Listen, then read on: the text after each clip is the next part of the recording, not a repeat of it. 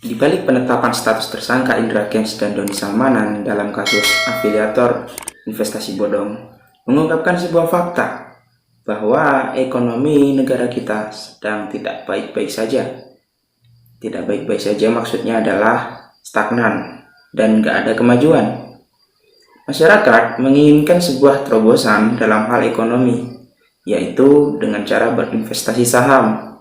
Namun sayang, pemerintah sepertinya tidak peka dalam menanggapi masalah yang dihadapi masyarakat saat ini. Ketidaktahuan masyarakat tentang apa itu investasi saham yang akhirnya menjadikan masyarakat mangsa empuk oknum-oknum yang tidak bertanggung jawab dengan mengatasnamakan investasi saham. Bukannya mengedukasi masyarakat tentang apa itu investasi saham, pemerintah justru sibuk dalam memblokir aplikasi-aplikasi investasi bodong yang sejatinya tidak menyelesaikan masalah. Toh diblokir setelah ada korban. Bukankah mencegah lebih baik daripada mengobati? Lalu, apakah memang seperti inilah investasi saham di Indonesia? Yuk kita bahas di sini saja bersama saya Iwan dalam program Smart Investor.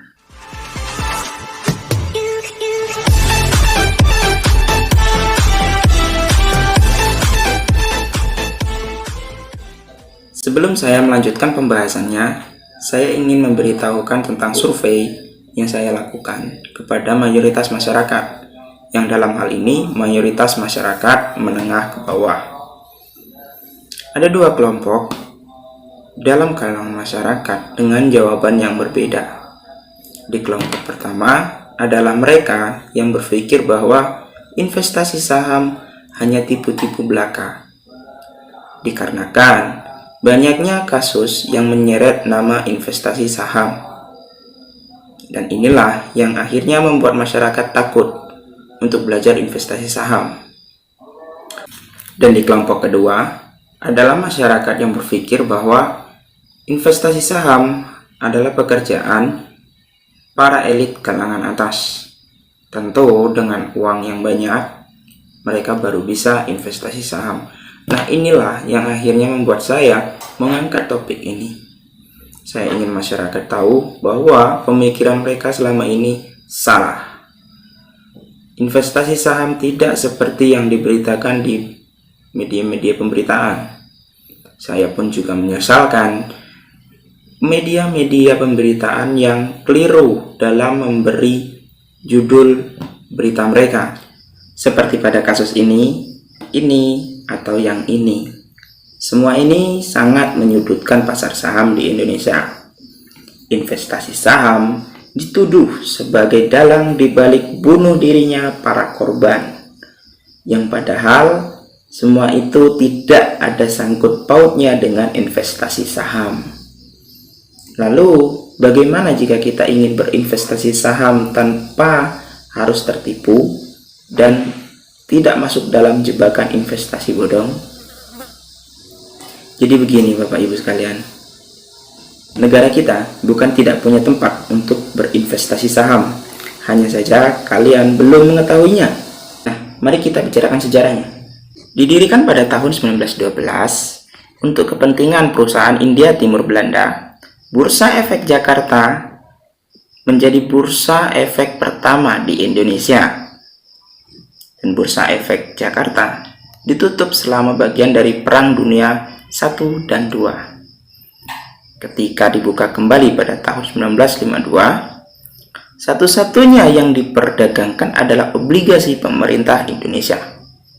Pertukaran menjadi aktif dari tahun 1956 sampai 1977. Dan meskipun diaktifkan kembali, pada tahun 1977, aktivitas perdagangan terus melambat dengan hanya beberapa lusin perusahaan yang terdaftar. Perubahan regulasi antara 1988 dan 1992 meningkatkan aktivitas perdagangan. Bursa memperkenalkan sistem perdagangan otomatisnya pada tahun 1995 dan mulai menerapkan perdagangan jarak jauh pada tahun 2002. Dan pada tahun 2007, Bursa Efek Jakarta bergabung dengan Bursa Efek Surabaya untuk membentuk Bursa Efek Indonesia. Itu berarti Bursa Efek Indonesia itu tercipta akibat dari mergernya Bursa Efek Jakarta dan Bursa Efek Surabaya. Dari sini teman-teman udah paham ya bahwa Bursa Efek yang ada di Indonesia itu sudah ada dari zaman penjajahan. Dan Bursa Efek Indonesia baru tercipta pada tahun 2007. Inilah mengapa Bursa Efek Indonesia lebih aman jika untuk investasi saham. Perdagangan transparan yang dilakukan oleh Bursa Efek Indonesia menjamin keamanan para investor.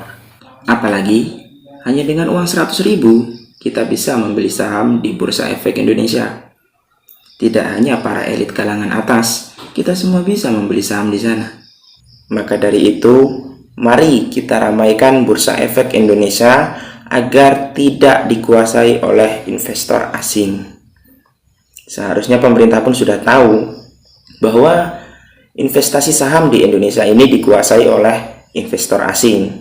Dan mereka pun seharusnya sudah tahu bahwa apa konsekuensinya jika investasi saham di Indonesia ditinggalkan oleh investor asing. Percuma mengejar pembangunan jika ekonomi rakyatnya masih di bawah rata-rata. Lalu, siapa yang akan menikmati kemajuan negeri ini? Apakah investor asing? Oke, sekian dulu untuk video hari ini. Jangan lupa untuk like, share, dan subscribe agar teman-teman kita di luar sana mengerti bahwa investasi saham ya di Bursa Efek saja. Sampai jumpa dan salam investasi.